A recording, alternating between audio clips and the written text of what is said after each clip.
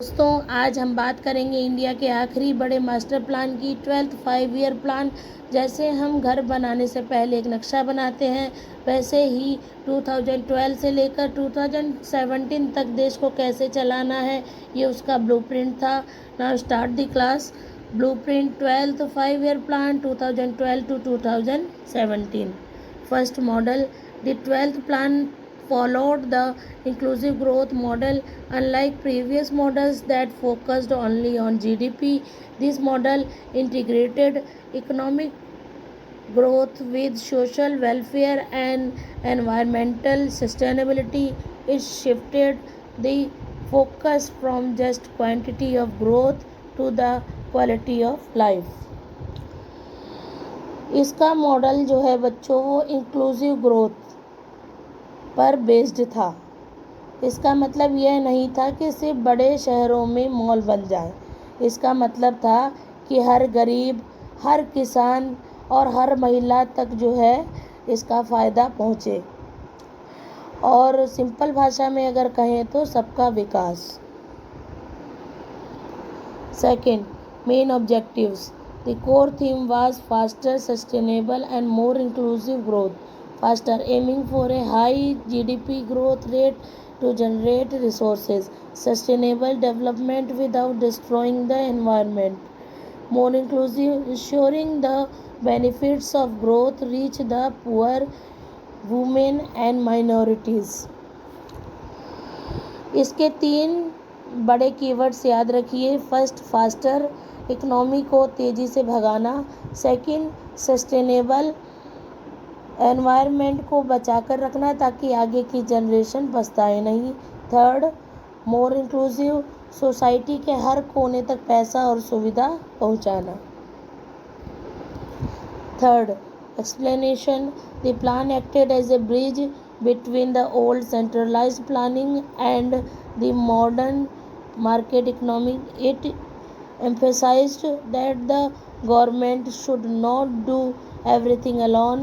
Instead, it encouraged private sector participation via the PPP model to build the nation's infrastructure, especially in power, telecom and transport. सरकार ने कहा कि हम अकेले कुछ नहीं कर सकते, इसलिए उन्होंने PPP मॉडल यानी कि पब्लिक प्राइवेट पार्टनरशिप चुना। मतलब सरकार ने प्राइवेट कंपनीज को दावत दी कि आइए और मिलकर रोड्स, ब्रिजेस और पावर प्लांट बनाइए। इसमें $1 ट्रिलियन खर्च करने का सपना देखा गया।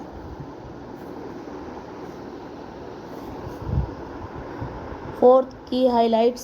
GDP target fixed at 8.2%, later revised to 8%. Agriculture target of 4% growth to ensure food security. Infrastructure, a massive $1 trillion investment plan. Education focus on skill development to make the youth employable. Poverty target to reduce poverty by 10 percentage points.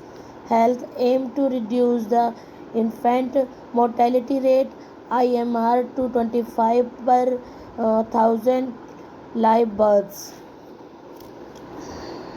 इस plan के कुछ target fix थे। 8.2% GDP growth, यानी देश की कमाई बढ़ानी थी। एग्रीकल्चर, खेती में 4% की ग्रोथ चाहिए थी। स्किल डेवलपमेंट, सिर्फ डिग्री नहीं, यूथ को काम सिखाना था, वोकेशनल ट्रेनिंग देनी थी। पॉवर्टी, गरीबी को 10% कम करने का लक्ष्य रखा गया था। Fifth, result. The 12th plan was the last of its kind before the Planning Commission was abolished in 2014. While the full targets were not met due to global economic shifts, it successfully, laid the foundation for the Digital India and Make in India initiatives, expanded the financial inclusion, bank accounts for all base transition India from planning to the policy based approach now handled by NITI Aayog.